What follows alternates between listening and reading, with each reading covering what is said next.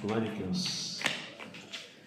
Meus irmãos, essa mensagem ela era para estar sendo falada aqui no Botânico mais ou menos há um mês atrás, acho, né, Zé? Na nossa escala ali, né? Mas em função da viagem do pastor Rodrigo, de férias, a gente acabou realocando para conseguir também que ele fregasse antes e pudesse voltar um pouco mais tranquilo. Mas aprove a Deus que eu fosse falar nesse dia aqui, no Dia dos Pais, esse domingo, que é um dia muito especial para os pais, mas se tornou ainda mais especial no dia de hoje, quando a minha esposa fez o teste e comprovou então ali que está grávida e vou ser pai pela segunda vez. Então, alegria muito grande, e ainda mais esse tema, vamos falar sobre as emoções, as coisas do coração. Então estou bastante emocionado aqui, um pouco à flor da pele, nesse sentido, né? Mas, enfim, que Deus, o Senhor nos conduza. O texto que acho que o irmão Norton vai pedir para ele colocar, esse é o texto que é o guarda-chuva da mensagem. É o texto principal da mensagem, que vai nortear toda essa a pregação, e os demais versículos estão embaixo desse guarda-chuva. E ele fala no Provérbio 4, versículo 23: acima de tudo o que deve guardar, guarda o teu coração, porque dele procedem as fontes da vida. Guarda o teu coração. Acima de tudo, cuida, olhando para o trabalho, para a faculdade, para a família, para os amigos, para o entretenimento. Acima de tudo, sobre todas as coisas, cuida do teu coração. Guarda o teu coração. Os irmãos podem sentar? Nós temos não uma mania, mas um entendimento de acreditar que a psicologia e a neurociência moderna foram as primeiras a mapear a ansiedade e a paralisia do corpo físico em relação aos problemas da mente. A gente acha muitas vezes que aqui, no tempo recente, inventamos a roda nesse sentido com o avanço da ciência. O fato é que muitas coisas foram melhoradas sim com a sistematização da ciência, dos estudos clínicos com relação à mente, mas nós temos essa tendência, né, de achar que nós, agora no século XXI, finalmente entendemos melhor do que nunca como a raiva não contida pode destruir a saúde. Mas, e se eu te disser que a anatomia da depressão, da raiva, do autoconhecimento já estava dissecada há milhares de anos atrás? E é isso que nós veremos hoje em Provérbios, à luz de Provérbios. Hoje veremos a psicologia à luz da antiguidade, dessas escrituras que nos foram dadas para estudo e a razão da nossa série. Os textos antigos, meus irmãos, não são meros conselhos morais, técnicos ou muito bem intencionados. Provérbios não é apenas um livro de regras ou de bom comportamento. Em Provérbios nós temos aqui um diagnóstico preciso, quase clínico, da condição humana, do coração do homem. O Deus criador de todas as coisas, que fez o ser humano, fez o homem com toda a sua complexidade física, tendões, músculos, pele, pelos, tudo. Também criou a alma, a nossa consciência, os nossos sentimentos. E por isso isso também carece de redenção. Agora é interessante que o texto bíblico, em seu relato divinamente inspirado, o qual leremos aqui e veremos nessa manhã, parece sobrepor a ciência, a tudo que a ciência está descobrindo agora, mais recentemente. Nós vamos ver como impressionante é as escrituras, o que torna, portanto, os provérbios, o livro de Provérbios, tão fascinante, tão mais fascinante. Que série, né, meus irmãos? Que série interessante, que livro maravilhoso é o livro de Provérbios. Eu organizei em 5 partes. A primeira parte, o impacto do estado emocional na saúde física. A segunda parte, raiva, ira e autocontrole. A terceira parte, ansiedade e tristeza. Quarta parte, pureza e motivações e discernimento. E por último, a quinta parte, as aplicações. Nessa primeira parte, o impacto do estado emocional na saúde física, nós veremos aqui o laudo e bíblico, onde diz que existe uma ligação direta com o nosso estado emocional e a saúde do nosso corpo. Em Provérbios 14, no seu verso 29 e 30, a palavra de Deus diz, pode deixar, tá? Aí a gente vai pulando, nós pode deixando na tela daí. Obrigado, meu querido. O longânimo é grande em entendimento, mas o de ânimo precipitado exalta a loucura. O ânimo sereno é a vida do corpo, mas a inveja é a podridão dos ossos. Longânimo aqui, paciência, no hebraico significa elekpaim, o termo, olha só. Quer dizer longo de rosto. O termo quer dizer longo de rosto. Ele que significa rosto relaxado. Portanto, não é um significado aqui abstrato de paciência, mas efetivamente é relaxar o rosto. Quando alguém está em paz, ela está com o rosto relaxado, os músculos faciais não estão tensos, a mandíbula não está tensa, a testa está lisa, a pessoa não está lutando, aparentemente ela está tranquila, é de ver a tranquilidade. Já quando estamos irritados, o termo correto é kesar-ruá. No sentido físico é de respiração curta, é aquela ofegância quando a gente está irritado. A gente está aqui prestes a explodir. Vejam aqui que esse sarguá significa ânimo precipitado, o que está ali no texto. O sábio aqui está relatando algo, uma alteração física perceptível da pessoa, observando o seu ritmo respiratório, observando a face. Nós vemos como as emoções alteram o físico, o nosso corpo, tem implicações no nosso corpo. Porque essa divisão moderna de corpo e mente não existia. Havia a integralidade do ser humano. Ele era as suas emoções, ele era o seu corpo também, e assim era observado. Portanto, as emoções afetam o nosso corpo, assim como o nosso corpo também afeta as nossas emoções. A Bíblia nos dá uma visão, portanto, integral do ser humano, e não partificada. O texto ainda vai dizer que a inveja é podridão dos ossos. Veja aqui que osso é a estrutura fundamental do corpo humano, o qual nos mantém de pé, nos mantém eretos, onde podemos nos locomover. E, portanto, nós concluímos que a mente invejosa, rancorosa, com ressentimento crônico, corrói os nossos ossos, a nossa estrutura, dificulta o nosso andar, o nosso proceder.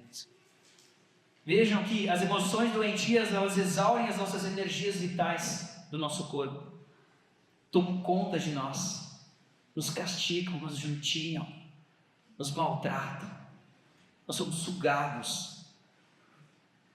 Veremos Provérbios 15 no seu verso 13 agora.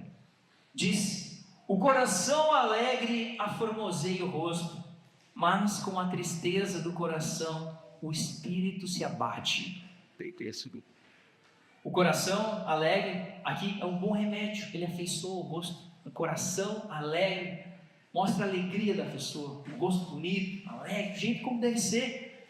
No hebraico aqui a ideia é trazer afeições à vida, a vida na alegria, no júbilo, com regozijo.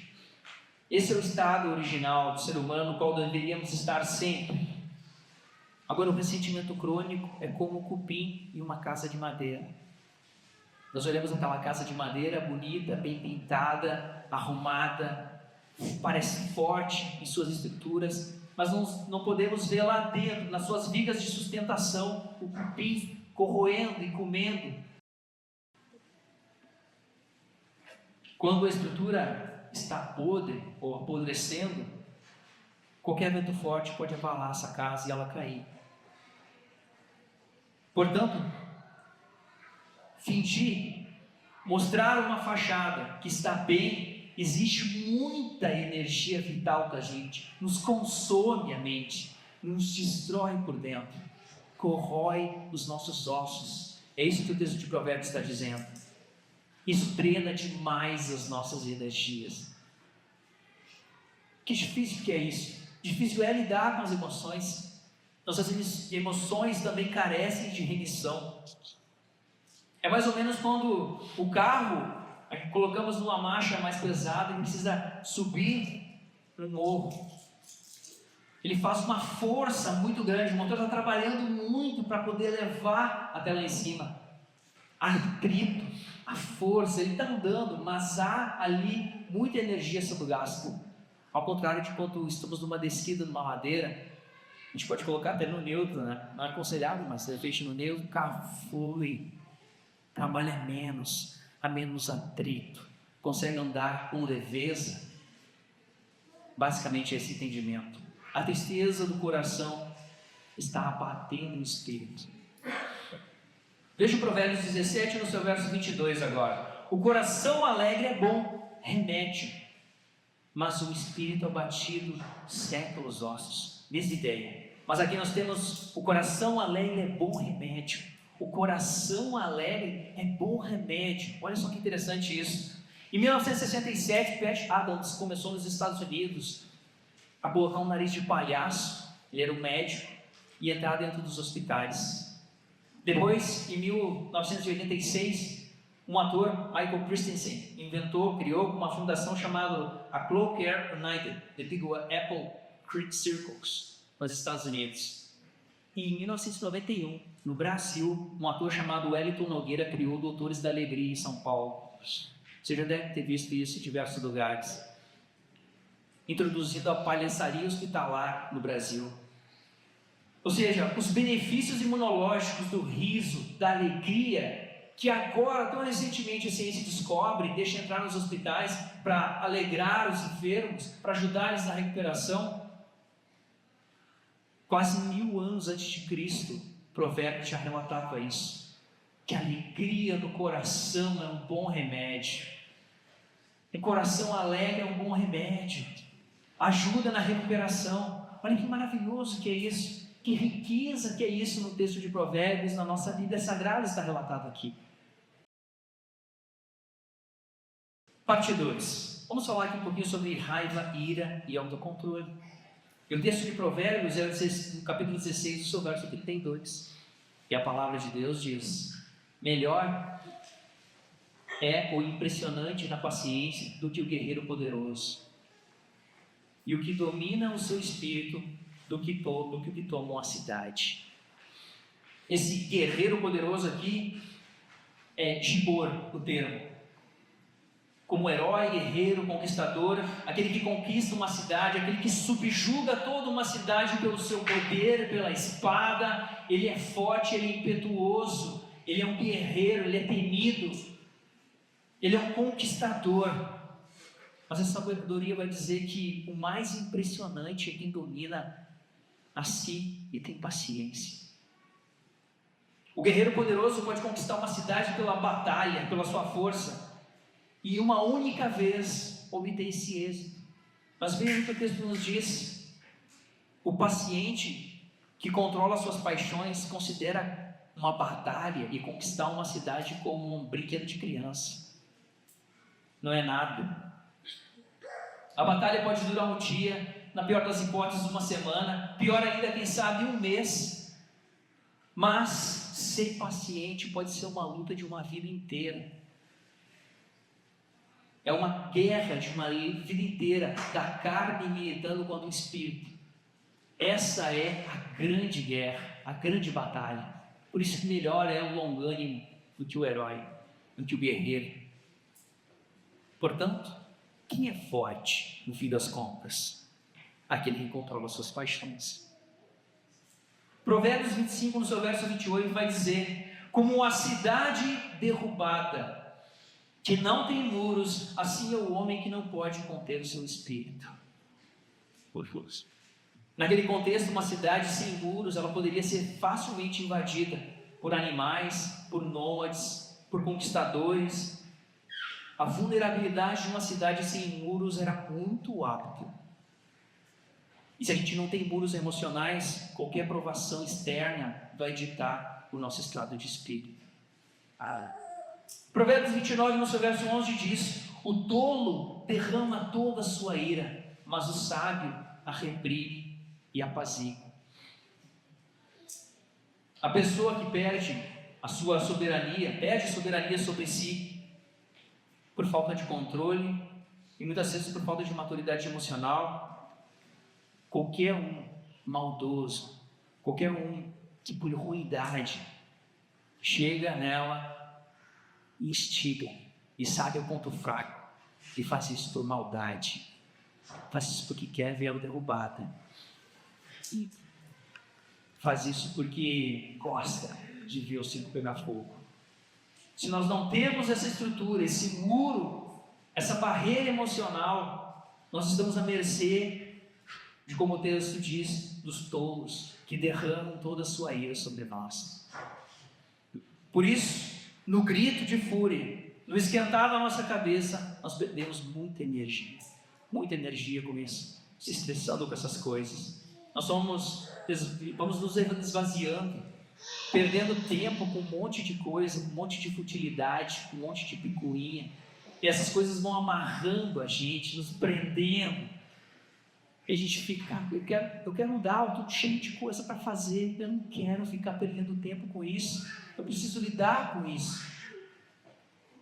Enquanto o sábio, o que ele faz? Recolhe-se, acalma e preserva essa energia.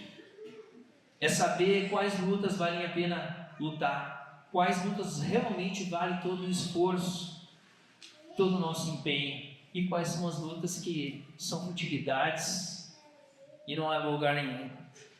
Meus irmãos, que difícil é isso, né, meus irmãos? Olhemos para nós, que difícil é isso. Eu lendo o texto, está como difícil isso, como é difícil. Nós estamos tão apaixonados pelas coisas desse mundo. Nossos ídolos, muitas vezes, nossas paixões têm nos feito sangrar, muitas vezes. Estamos tão arraigados com as coisas dessa vida, e brincamos com as coisas mais, nos esquentamos com as coisas mais fúteis. A única saída que nós temos é Cristo como nosso único, suficiente Salvador. Morrermos dia a dia para as coisas desse mundo, até o ponto de absolutamente nada nos afetar, porque absolutamente nada afeta a Cristo, a razão da nossa fé, a razão da nossa vida. Se Cristo toma os nossos corações, nós não temos brechas em nossos corações para mais nada. Com os olhos fitos no Senhor, olhando para a glória, pensando na igreja, no reino vindouro, nada desse mundo nos abala, está tudo muito abaixo, está tudo com valor muito insignificante com relação às coisas do reino. A sabedoria é uma graça obtida pela fé e não pelo poder natural, e essa sabedoria fortalece o nosso interior. A sabedoria divina nos ajuda a guardar o coração. E aqui lembramos de Gálatas 5, nós cristãos lembramos do fruto do Espírito, lembramos do domínio próprio, como algo sobrenatural. Em momentos de adversidade, Deus nos dá miraculosamente. Encontramos uma paz, um domínio próprio que nem sabíamos que tinha, porque vem do Senhor. Que o Senhor nos ajude, né, meus irmãos? Provérbios 19, verso 11 e 12 diz: a discrição do homem o torna longânimo, e sua glória é perdoar as injúrias. Como o bramido do leão, assim é a indignação do rei. mas seu favor é como o orvalho sobre a erva. O orvalho é o que mantinha a natureza viva na Palestina antiga. O orvalho muitas vezes era a única fonte de umidade no local. A agricultura lá, nesse contexto árido, só era possível por causa do orvalho da manhã que vinha sobre a natureza, regava as plantas, trazia vida. Por isso perdoar não é passividade, perdoar não é fraqueza. O nosso Deus, que é perdoador, acaso ele é fraco, acaso ele é um coitado. Diz que é como um esplendor, um adorno para o rei, pessoa que tem os muros fortalecidos e por isso escolhe não revidar. Hoje, a cultura mundana da carnalidade nos diz que a gente tem que extravasar a raiva. Nós não devemos levar desaforo para casa. A pessoa carnal não baixa a cabeça, fala que dá na lata. E se for o caso, até sai no braço. É aquele lavar a alma, sabe? Não deixar bem assim. Não vou deixar bem assim. Comigo não é assim. Tem uma necessidade de catarse. A gente tem uma necessidade sim de lavar a alma. Não deixei barato. Não deixei passar. Enfrentar a pessoa, esfregar na cara. Agora nós vemos Provérbios, lá e nos manda segurar a ira. Olha só que loucura que é isso. Que difícil que é isso. Nossa, que difícil que é isso. Todos nós já passamos por isso. A nossa paciência já foi treinada, testada inúmeras vezes. Mas o sábio não está aconselhando a gente a reprimir os sentimentos aqui. Mas se nós reprimirmos os nossos sentimentos, isso não vai causar podridão nos nossos ossos? Será que faz sentido isso? Vejam que o texto ele não apoia essa repressão neurótica dos nossos sentimentos. Reprimir os sentimentos é sorrir por fora enquanto o sangue ferve por dentro. A falsidade, a dissimulação estão lá para apodrecer a nossa estrutura óssea. Por isso, de cara limpa, a gente muitas vezes é melhor não disfarçar e ver que ficou legal mesmo. É isso aí. O fato é isso. E vamos esclarecer. Processar não é reprimir, é prudência como ferramenta ativa das nossas vidas. É processar. O sábio governa o espírito através da prudência. Vou tentar fazer uma ilustração aqui. Nós temos um grupo de futebol aqui da igreja, no WhatsApp. Se você chegar hoje, você que não está no grupo, e entrar lá e ver as conversas, você assim, meu Deus, próximo domingo eles não vão entrar naquela porta. Que eu acho muito engraçado assim. Mas tem certa prudência ali. Então, eu posso brincar com Israel. Israel é um tipo de gremista. É mais legal brincar com o Rodrigo, brincar com o Luciano, porque eles reviram e a gente fica ali naquela resenha ali no grupo. Aí a gente fala mal dos times, a gente fala mal da torcida, e mistura política com o time, porque isso daí é tudo isso, é tudo aquilo, e vai misturando e vai virando uma miscelânea, mas é resenha. É interessante isso. O mais interessante é que tem diferença de pessoas para pessoas. Para algumas pessoas, a gente olha e tem certa prudência, não dá para brincar. Não dá para brincar. Com outras pessoas, algumas outras brincadeiras que pode fazer, porque lidam melhor com aquilo. Aquilo não define tanto a pessoa, é gosto, uma preferência. Tem diferença, portanto. Alguns estão com seus muros mais fortificados para alguns temas, outros não, e está tudo bem. Assim é nós, é a igreja, pessoas, pensamentos diferentes, maturidades diferentes, que dão importância para coisas diferentes, está tudo bem. Assim que somos nós. A questão é o que nós vamos fazer com isso? E aí, como nós vamos lidar com isso? Engraçado, o que eu acho mais engraçado nesse grupo, é que a gente está discutindo sobre caras milionários que nem sabem que a gente existe. que não estão nem aí para a gente. E às vezes eu olho 10 da manhã ali, estou eu, um profissional autônomo, que gerencio meu tempo, um aposentado, funcionário público, discutindo, em vez de estar fazendo alguma coisa proveitosa ali, aqui devendo. É muito engraçado isso, né? Tem uma máxima que dizem que futebol, religião e política não se discutem. Eu acredito que futebol, religião e política não se discutem com algumas pessoas. Se pegar um militante político e você falar qualquer coisa do partido dele, da visão de mundo dele, isso é briga séria.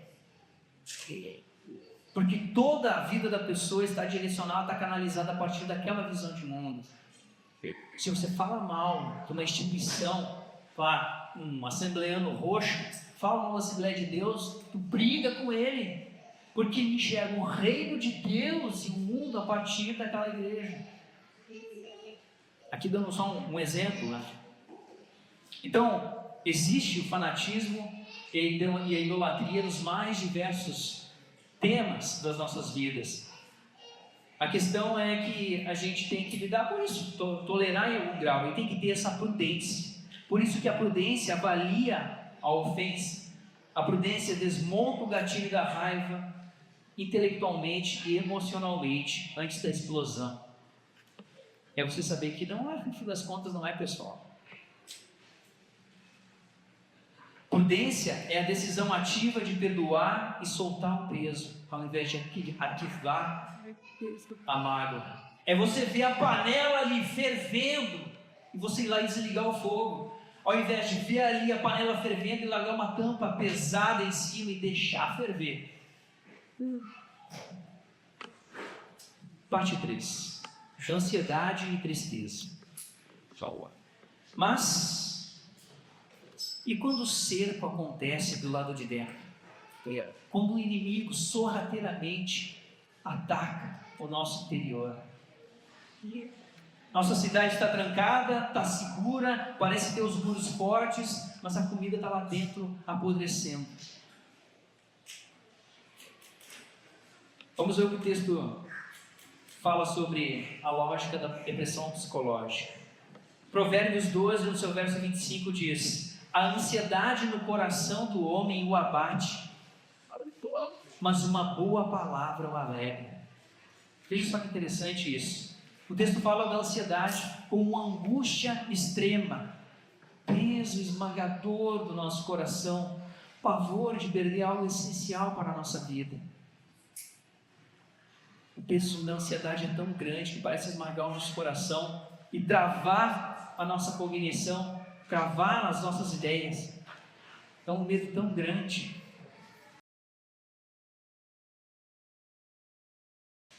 Eu tive crise de ansiedade na pandemia. Eu não desejo isso para ninguém, meus irmãos.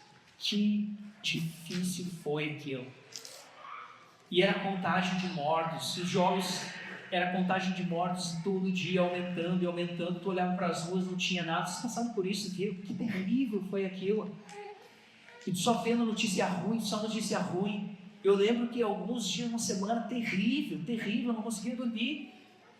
E eu ficava caminhando, tentava gastar energia dentro de casa, caminhando para cima e para baixo, dentro de casa, à toa.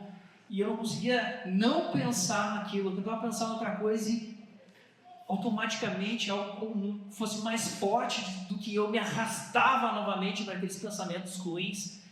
Uma ansiedade, o coração batendo forte. Meu Deus, que coisa terrível. Uma impotência de poder lidar com isso.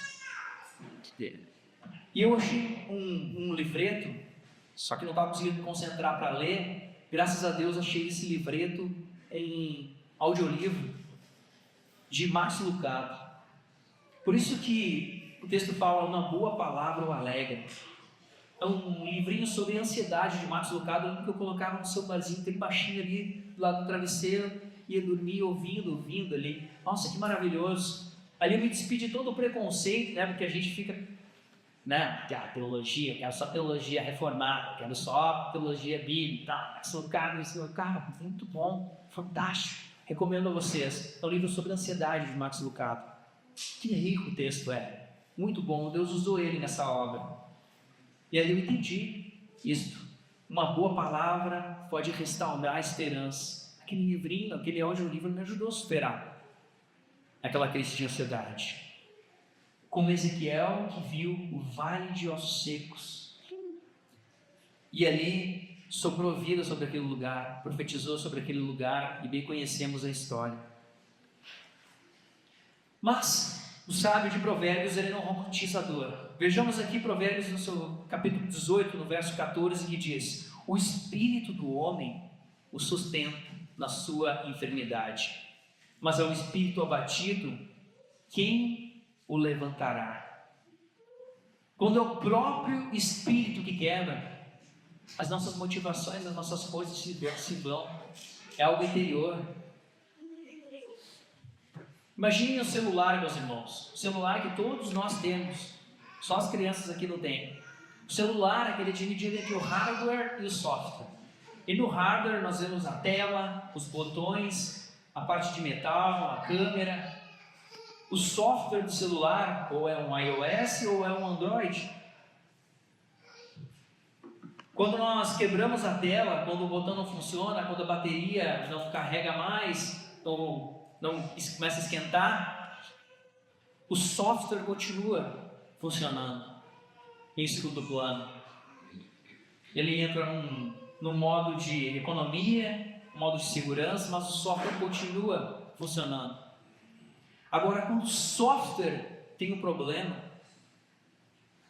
você pode ter o hardware mais intacto, melhor processador, mais rápido, a melhor memória, a melhor câmera com todos os megapixels do mundo. Vira um peso morto se o hardware, se o software não funciona. Certo.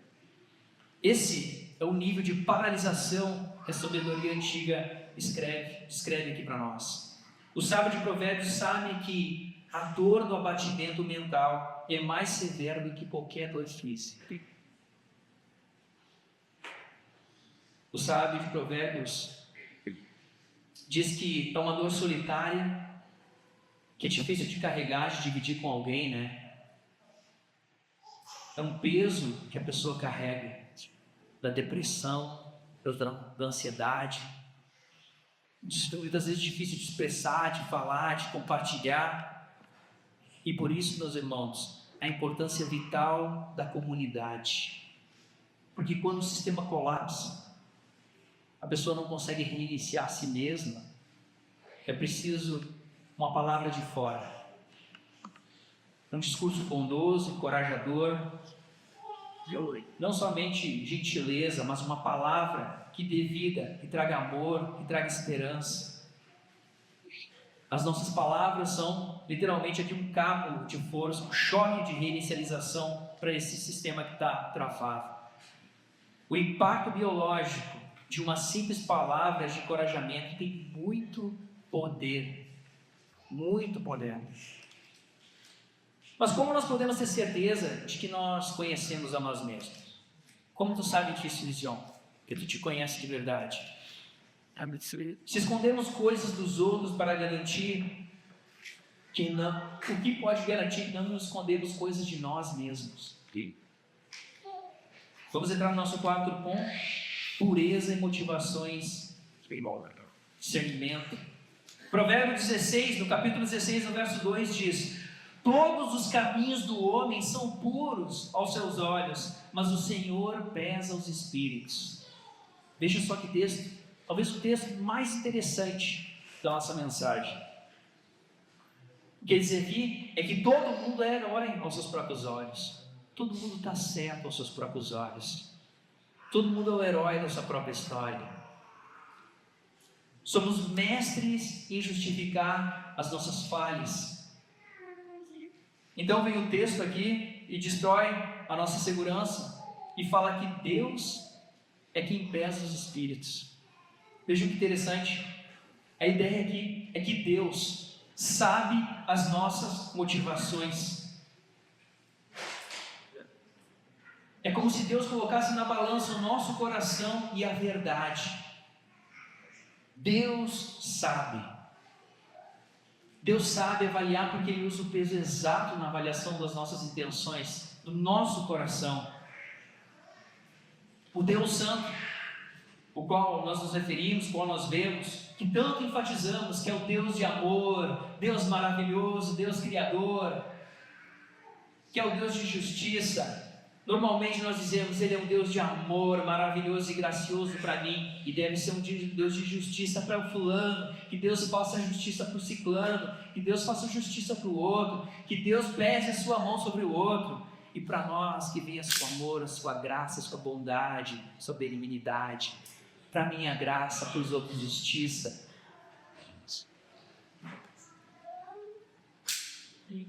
Sendo que isso deveria nos fazer pensar, sabendo que nós também seremos avaliados por esse Deus, também seremos avaliados por esse viés de justiça. Por que, Augusto? Porque Cristo morreu por mim, porque Ele olha primeiro para Jesus, depois Ele olha para mim, para os meus pecados, porque eu sou falho mesmo. Vejam, meus irmãos, a verdade é que naquele dia muitos dirão: no teu nome eu expulsei demônios, no teu nome eu preguei, fiz milagres, e Jesus vai dizer: olha, não te conheci, nem sei quem tu é. Meus irmãos, eu não venho aqui trazer insegurança sobre a salvação de vocês, nós conhecemos as doutrinas da graça. Meu ponto aqui é que nós devemos nos arrepender e buscar transformação de vida. Nós devemos fazer essa autoanálise sempre. Eu sei que não é fácil. Eu olho por mim. O quanto que eu apanhei fazendo esse texto aqui, essa pregação. Amar a Deus ao ponto de desejar ser santo como Ele é santo. Desejar sair da inércia, caminhar na fé com passos mais firmes. Devemos ser inconformados com nós mesmos, insatisfeitos com o nosso tipo de cristianismo, o qual vivemos, com a forma como encaramos o reino de Deus, a igreja.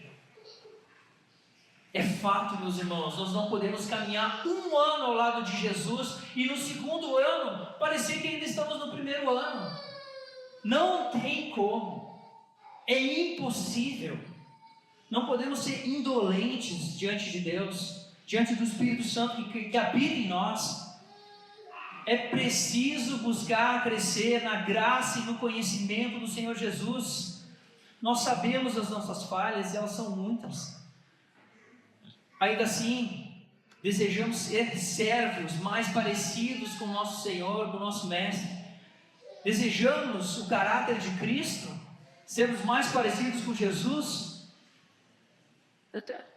Como Aristóteles dizia, nós devemos praticar as virtudes para sermos virtuosos.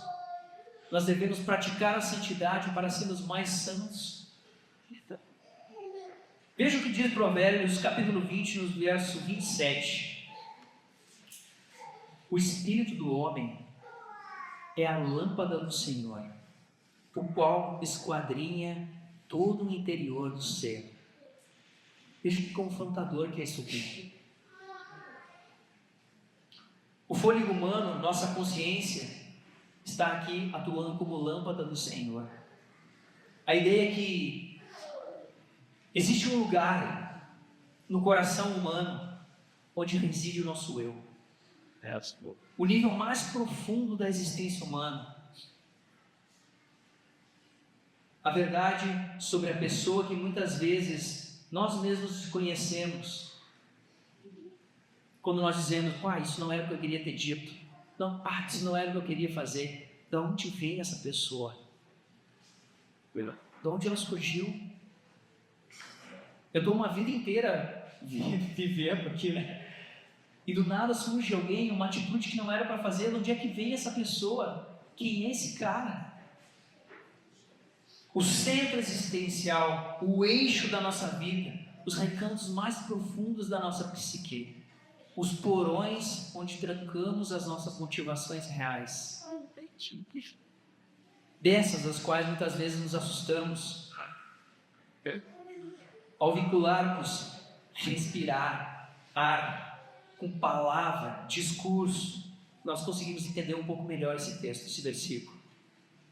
Porque para falar algo, eu encho os meus pulmões. Depois eu falo. Sai ar que ressoa a palavra. As palavras saem do ar que sai dos meus pulmões. Então, não é incorreto associarmos aqui vento, espírito, com pensamento, palavras. Vai ficar mais claro. O ar que entra e que sai, nós dando vida, também sai com palavras. Eu falo aqui, meus irmãos, com pessoas, com irmãos que não estão com a mente cauterizada, que conseguem discernir aquilo que é pecado, aquilo que é certo, aquilo que é errado, conseguem diferenciar isso. Porque triste é uma mente cauterizada que não consegue ter discernimento algum. Vejam o que Paulo fala em Filipenses, no verso 4, capítulo 8, verso 4, texto conhecidíssimo. Quanto ao mais, irmãos, tudo que é verdadeiro, tudo que é honesto, tudo que é justo, tudo que é puro, tudo que é amável, tudo que é de boa fama, se há alguma virtude e se há algum louvor, nisso pensai. Pensem nisso, nessas coisas. Ou seja, nós pensamos nessas coisas para falarmos essas coisas. Vejam o que o próprio Deus fala na pessoa de Jesus Cristo em Mateus 12, 34 ao 35. Peguei uma linguagem aqui mais fácil em TLH. Vejam o que Jesus fala. Ninhada de cobras venenosas. Como é que vocês podem dizer coisas boas se vocês são maus? Olha que interessante isso. Jesus diz: pois a boca fala do que o coração está cheio. A pessoa boa tira o bem do seu depósito de coisas boas, e a pessoa má tira o mal do seu depósito de coisas más. Interessante isso, né? Ou seja, em resumo, o discurso da pessoa está associado ao seu fôlego. Isso funciona como uma lâmpada do Senhor para expor o pensamento, a inclinação, a vontade humana que está lá no mais íntimo do seu ser. Nós estamos alimentando um monstro dentro de nós, vendo só bobagem, vendo um monte de porcaria a semana inteira e achando que a nossa vida vai se resolver em 2 horas de culto no domingo. Porque eu não consigo falar de Jesus para ninguém. Sim, cara, tu só passa vendo política, tu só passa vendo futebol, tu não tem nada para dar.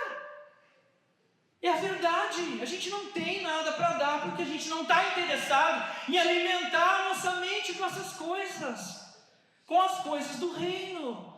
Eu sinto dizer isso, meus irmãos, porque foi exatamente assim que eu recebi isso. Que miserável homem que eu sou, que raio de crente que eu sou.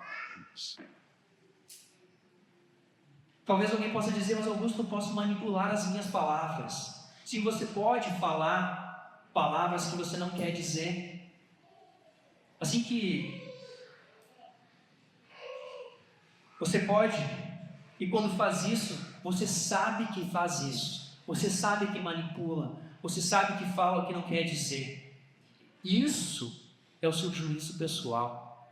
Nada escapa de Deus. Lembre-se que Deus foi quem fez a tua mente, a tua alma, o teu espírito, o teu corpo. Nada escapa de Deus. Às vezes nos surpreendemos. Pode demorar anos. Aquela pessoa fica: que legal, aquele cara, que legal. Daqui a pouco as unhas saltam para fora. Quem diria? A máscara cai. Nada escapa de Deus. O juízo de Deus é para todos. Ele esquadrinha, como diz o texto, esquadrinha os nossos corações. Ele sabe de todas as coisas. Não tem como fugir. A gente pode ficar aqui enganando uns aos outros, até a nós mesmos, mas Deus de nada escapa. De nada, nada escapa de Deus. Isso deveria dar temor aos nossos corações. Nosso fôlego de vida é uma lâmpada divina desenhada para iluminar nossas motivações mais sombrias. O que fazemos hoje, meus irmãos, é tentar apagar essa lâmpada, preenchendo com telas, com tarefas, fugindo do silêncio, porque a gente não gosta do silêncio, de meditar e pensar nas coisas da vida. Nós estamos conectados o tempo todo, estamos construindo fortes muralhas com essas distrações, porque a gente não quer saber de ler Bíblia, de ler um bom livro.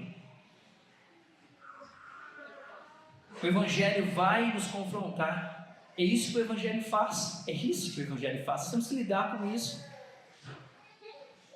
E com isso nós estamos trancados em castelos escuros, alimentando esse monstro que, ora, cedo ou mais tarde aparece e a gente diz: pai, eu não queria ter feito isso. Pai, eu não queria ter falado isso.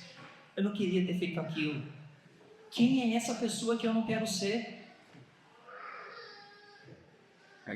Isso surpreende a nós, muitas vezes surpreende as pessoas à nossa volta. Mas há uma esperança. Não que esperança contra nós mesmos. Provérbios, seu verso 27, capítulo 27, verso 19, diz: assim como a água reflete o rosto, o coração do homem reflete quem ele é. Veja que interessante isso. Nosso comportamento, nossas intenções com as pessoas refletem a verdadeira identidade do nosso coração. Pecadores que somos, miseráveis homens que somos, diante de um Deus que é santo, justo e bom. Se nossa mente é uma fábrica de autojustificação, onde acharemos água limpa para vermos o reflexo real de quem nós somos? Como escapar da nossa cegueira? Porque sozinhos a gente só vai ver uma versão editada de nós mesmos. A gente é muito bom para se autojustificar e para dar boas desculpas.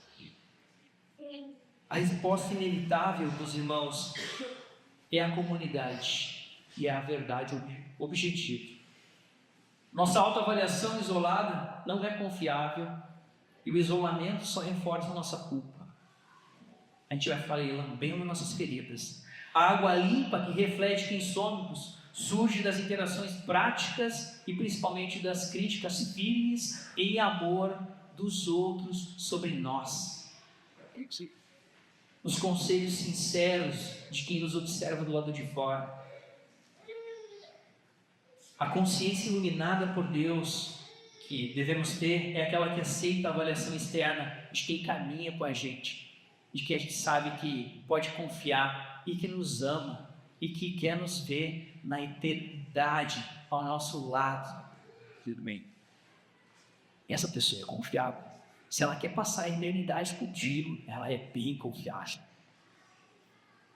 Isso, meus irmãos, é discipulado, como preguei anteriormente, que é ferro afia ferro, é andar junto, próximo, porque eu vou falhar. Cara, eu vou falhar. Eu vou pisar a bola contigo, Leandro. Não adianta, velho, é assim. Isso vai acontecer se a gente começar a andar junto, cara, a gente vai se estranhar em alguma coisa. É normal, é a vida. A questão, novamente, o que a gente vai fazer com isso? Vamos se matar? O que a gente vai fazer com isso, cara? Ou a gente vai afiar o ferro, um afiar o outro, discipular um ao outro? Isso. São aqueles que ferem nosso ego com a verdade e amor, os nossos irmãos que foram alcançados por Cristo, como nós fomos alcançados por Cristo. Parte 5, 3 aplicações para os irmãos. A primeira delas, encoraje, use palavras que curam, palavras boas. Nesse sentido, meus irmãos, nós precisamos melhorar em algum grau aqui na nossa igreja. Isso já acontece, sim, já acontece, com as pessoas mais próximas, mas eu fico pensando, é uma coisa que eu gostaria de fazer, de no meio da semana, parar por um momento ali, pegar o WhatsApp, mandar um áudio, dizer: Leandro, meu irmão, Cara, Deus te abençoe aí no teu trabalho, cara, Deus é contigo. Eu não sei o que tu está fazendo agora, mas que Deus é contigo, meu velho.